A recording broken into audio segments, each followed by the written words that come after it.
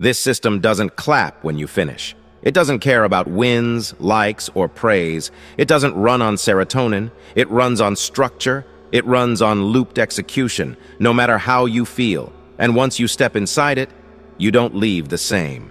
It all starts with Part 1. Part 1, the zero-state protocol. You've been told your mind needs fuel, motivation, energy, clarity, that once you feel better, you'll finally move. They lied. Because there's a point where nothing inside you responds. You're not lazy, you're not broken, you're just done. No emotion, no spark, no fire, just stillness. And the weight of everything you should be doing. Most people collapse here. This is where we begin. The zero-state protocol wasn't built for high achievers. It was built for collapse, for numbness, for minds that are running on nothing, but still need to operate at full force. It doesn't care how you feel. It doesn't ask how you slept. It doesn't reward you for trying. Because this isn't therapy. It's not self-help. It's not a quote to pin to your wall. This is an internal operating system, one that runs without emotion, one that activates under pressure, one that turns hesitation into function, automatically. And once it's installed, you don't need motivation again. You don't need to feel anything at all. You just execute. This is the zero-state protocol. Let's walk through the steps to weaponize this. Installation. Step 1. Deactivate the civilian mind. The first step isn't motivation, it's mental deletion.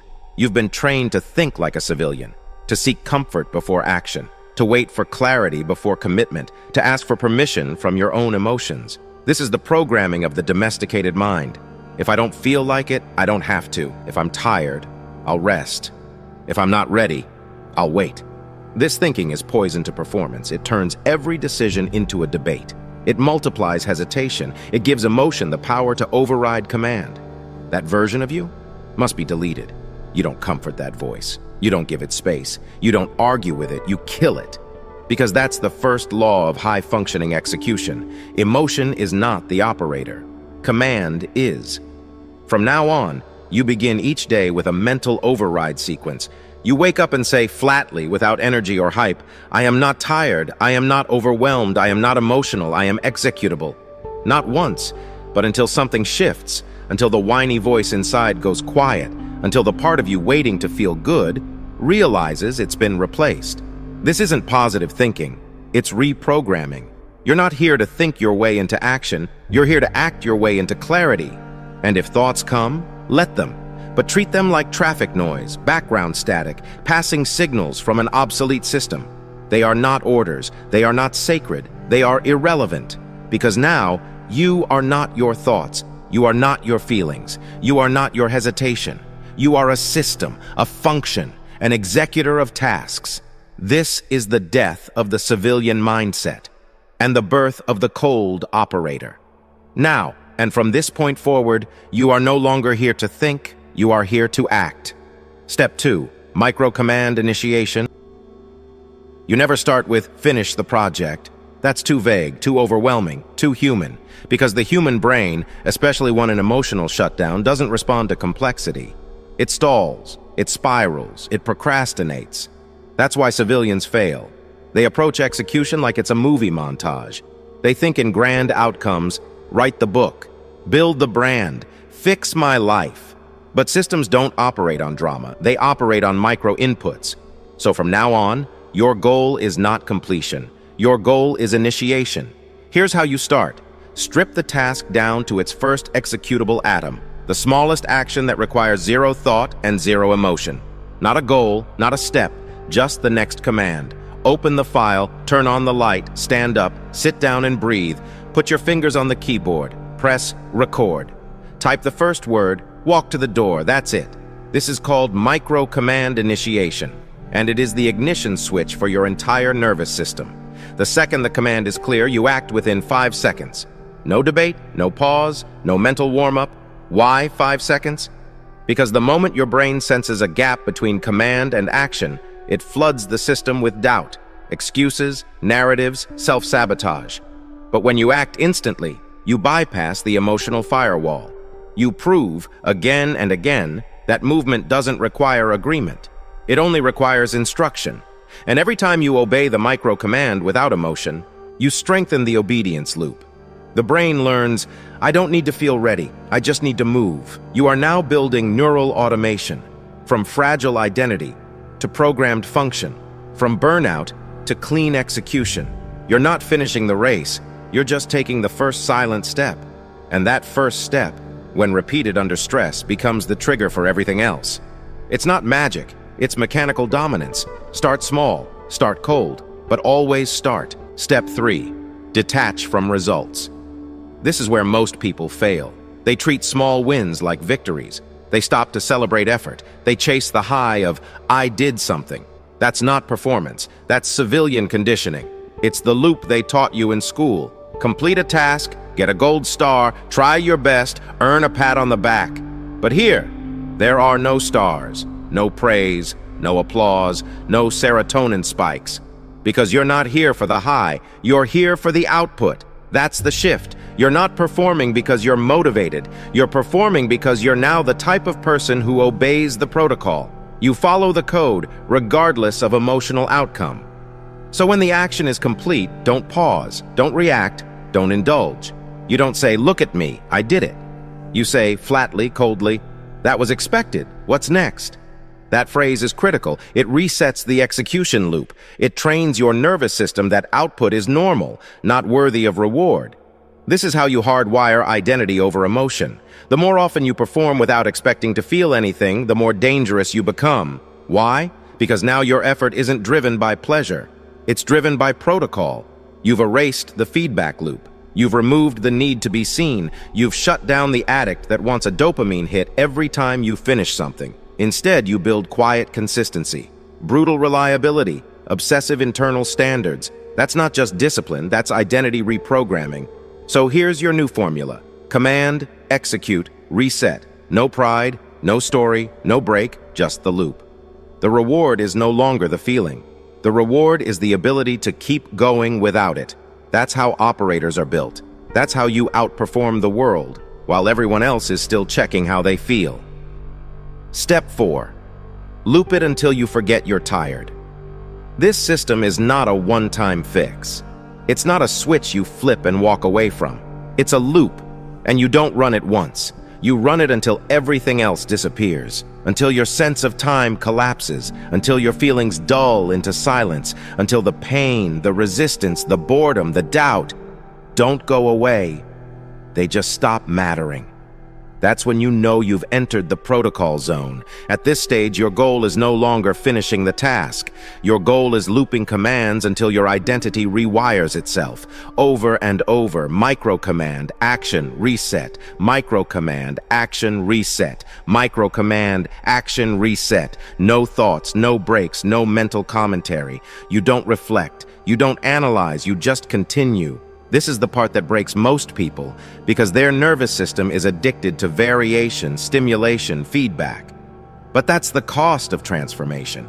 You don't get to change while being entertained. You change by becoming boringly unstoppable.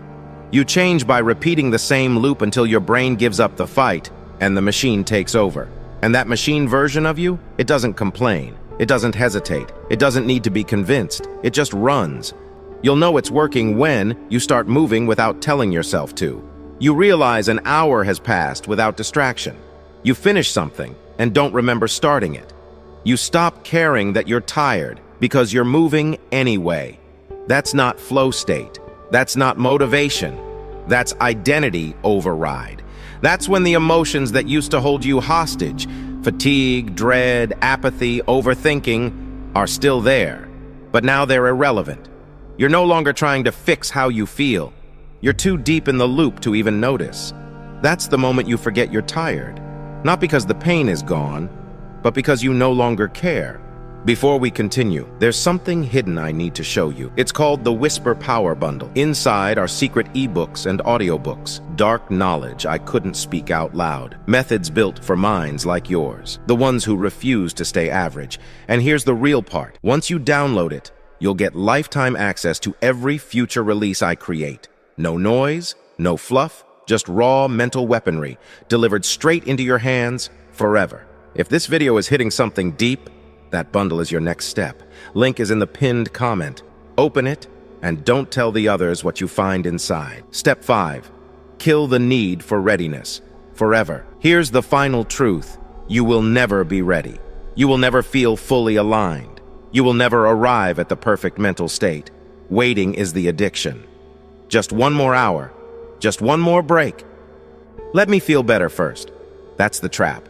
And it keeps people average forever. Because the average person spends more time waiting to feel ready than they do moving while unready. But you're not average anymore. The zero-state protocol doesn't care about readiness. It doesn't require healing. It doesn't ask if you slept well or if your past is resolved. It only asks one question. Can you execute in darkness? Because that's the final test of mental evolution. To move without momentum, to act without incentive, to obey the command even when your mind is silent, your chest is empty, and your soul is tired. This isn't about fixing yourself. This is about replacing the need to be fixed. This is where transformation happens. Not by becoming stronger, but by making your weakness irrelevant. You are no longer a servant of motivation. You are no longer ruled by inspiration. Those are luxuries. You are function. You are system. You execute from zero, from nothing, from numbness, from cold, thoughtless stillness. That's the level where the world can't touch you, because when the system collapses, the lights go out, the chaos spikes. Everyone else freezes. You don't, because you don't move from energy anymore. You move from code. That's what makes you unstoppable. Not your strength, not your confidence, but your ability to move when everything inside you has disappeared. That's not performance. That's dominance. Part 2. Turning action into obsession. You learned how to move without motivation. You learned how to execute, even when your mind was screaming, "Stop!" That was survival. But this is the evolution. Welcome to part 2 of the zero-state protocol. This is where we go beyond function, into something darker, something obsessive, something permanent. Here's what they don't tell you. Starting isn't power. Escaping is weakness. Anyone can start. Starting is cheap. You can start every day and still end up nowhere because there's always a way out. You start, then stall. You start, then get distracted. You start, then talk yourself down. This isn't discipline failure. This is escape conditioning. You've been trained to keep a mental backdoor open at all times. A just-in-case window. If it gets too hard, I'll stop. If I'm not ready, I'll quit. If I fail, I'll pretend I didn't care. But obsession cannot grow in rooms with open doors. It needs isolation. It needs claustrophobia. It needs the psychological reality that the only direction is forward. From now on, when you commit to a task, you don't just start, you remove the exit. You burn the bridge behind you. That means you delete the app that breaks your focus.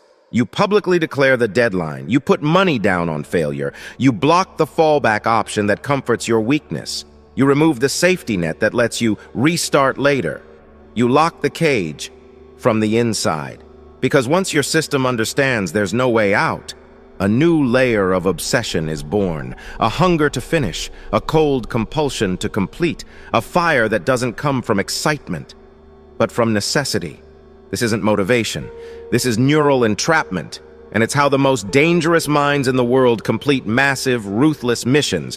From this point forward, you act as if there is no plan B. No one is coming. Failure is public, the clock is ticking, the task is non-negotiable, and the cost of quitting is your own respect. You remove your ability to turn around, and something inside you shifts forever. Obsession doesn't live where there's escape. It lives where there's only one direction, forward. You want to evolve? Burn the exit, then see what version of you survives the fire. Step 2. Obsessive reflection loop. The average person finishes a task and walks away. No awareness.